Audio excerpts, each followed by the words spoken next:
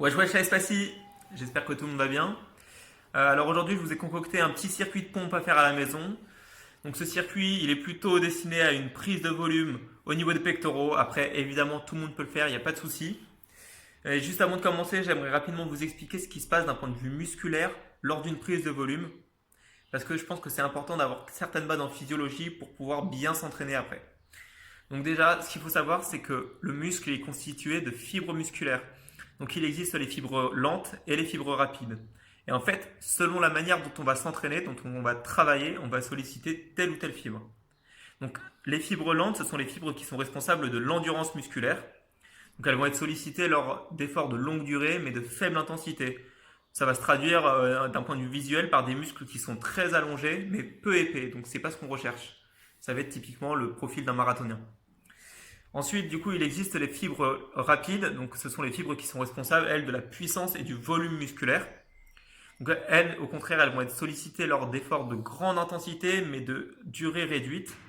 C'est pour ça que moi, je vous conseille de travailler avec des séries comprenant 8 à 12 répétitions. Donc, ce n'est pas un chiffre que je vous donne au hasard, c'est juste que le pic d'hypertrophie musculaire, donc l'hypertrophie, c'est l'augmentation de la taille des fibres musculaires, il est atteint aux alentours de 10 répétitions maximales. Ensuite, ce qu'il faut savoir, c'est que pendant la phase d'entraînement, en fait, les fibres musculaires, elles vont se péter, elles vont se casser. Et par contre, ce qui est bien, c'est que pendant la phase de repos, elles vont se reconstruire. Et en fait, selon les fibres qu'on aura sélectionnées, elles vont se reconstruire, se régénérer, mais en étant plus puissantes, plus fortes. Et si on a sélectionné les fibres rapides, elles seront plus volumineuses surtout. Donc c'est pour ça que la phase de repos est ultra importante parce que si on se réentraîne sans s'être reposé, bah, les fibres ne pourront pas se reconstruire convenablement. Cette phase de repos, elle dure environ 48 heures pour optimiser la resynthèse et la régénération des fibres musculaires.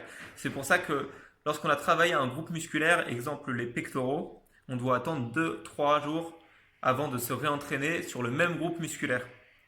Ok, donc on va passer au circuit. Donc il est composé de 10 séries d'exercices différentes. À chaque fois, vous aurez entre 8 et 12 répétitions à faire. C'est selon votre choix, selon votre niveau. Et entre chaque série d'exercices, vous aurez un temps de récupération allant de 1 minute 30 à 2 minutes 30. C'est aussi vous qui choisissez. Donc ça peut paraître long comme ça, mais c'est ce qui permet d'augmenter la production des cellules musculaires entre plusieurs séries. Donc c'est parfait. Et voilà, donc juste avant de commencer, je rappelle que la qualité du mouvement, il faut qu'elle soit la plus propre possible. Donc ça veut dire qu'on a une amplitude complète, donc on descend bien et on remonte bien, d'accord? La poitrine doit quasiment toucher le sol. Ensuite, il faut le contrôler le mouvement. Donc on ne se laisse pas tomber uniquement grâce à la gravité, on contrôle la descente et on contrôle la montée.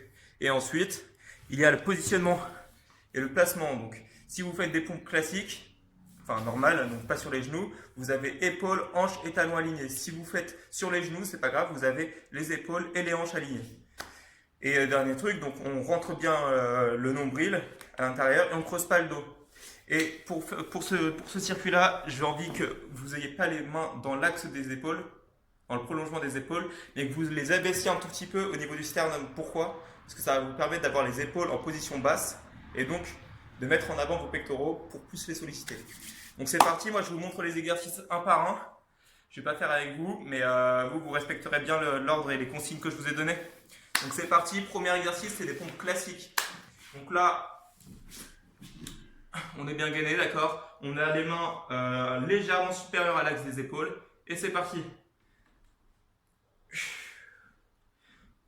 On reste bien gainé, d'accord? Et on pense bien à expirer sur la poussée. Ok, deuxième exercice, ça va être des pompes en travail excentrique. Donc là, on va émettre une résistance sur la phase de descente. Donc on va mettre 4 secondes pour descendre et on remonte rapidement. D'accord? Pareil, on a un écartement classique. Donc 1, 2, 3, 4, on descend maximum et on remonte. Je la refais. 1, 2, 3, 4 et on remonte. Ok. Troisième exercice, pardon. Ça va être des pompes sur les poings. Pourquoi sur les poings? Parce que ça va vous permettre de descendre légèrement plus que d'habitude, donc de travailler encore plus.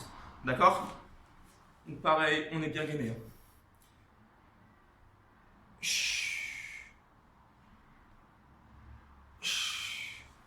Ok, super. Quatrième série, ça va être des pompes serrées. Donc on a les mains en triangle ou comme ça, c'est comme vous voulez. C'est parti.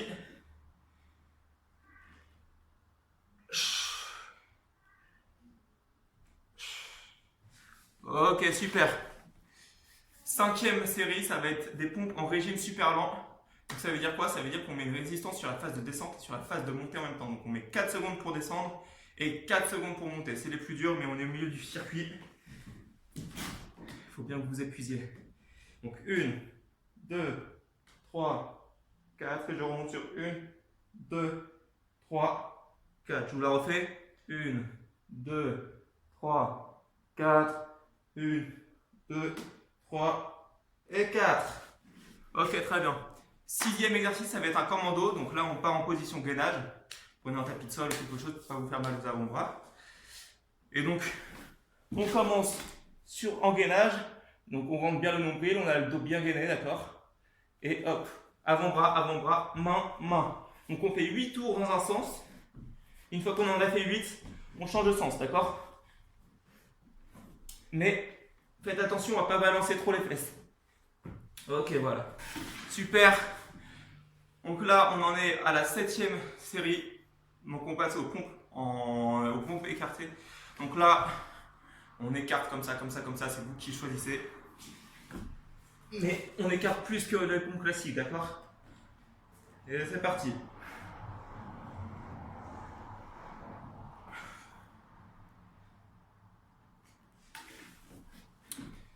Ok, donc là on en est à la 8e série. Donc là ça va être des pompes en régime concentrique cette fois-ci. Donc on va mettre une résistance sur la phase de poussée. Donc on va faire 4 secondes pour monter et on descend en contrôlant quand même.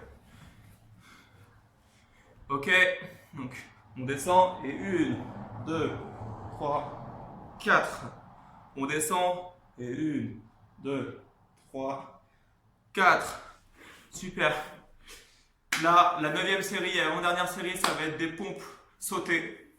Donc là, encore plus que d'habitude, vous faites attention à ne pas creuser le dos. Surtout qu'on arrive en fin de cycle, en fin de circuit. Donc on a tendance à moins privilégier le placement et la position. Donc c'est très important, d'accord?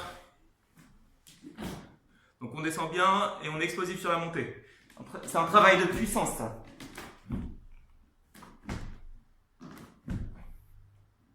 Ok. Et on va passer à la dernière série. Donc dernière série, c'est des pompes avec les pieds surélevés. Pourquoi surélevés? Parce que ça permet d'augmenter le poids que les pectoraux et les bras doivent supporter, d'accord? Si vous n'en pouvez plus, vous faites des pompes normales. Si vous en pouvez encore moins, au lieu de surélever les pieds, vous surélevez les bras. Et là, ça va enlever du poids au lieu d'en rajouter. Donc vous prenez une chaise de salon. Vous mettez vos pieds. On est toujours bien gainé, d'accord? Vous avez vu, je suis tout droit. Et hop, on descend.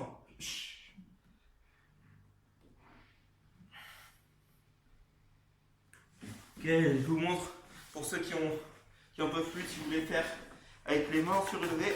Donc pareil, on est tout droit, d'accord? Et hop, on descend. Donc voilà.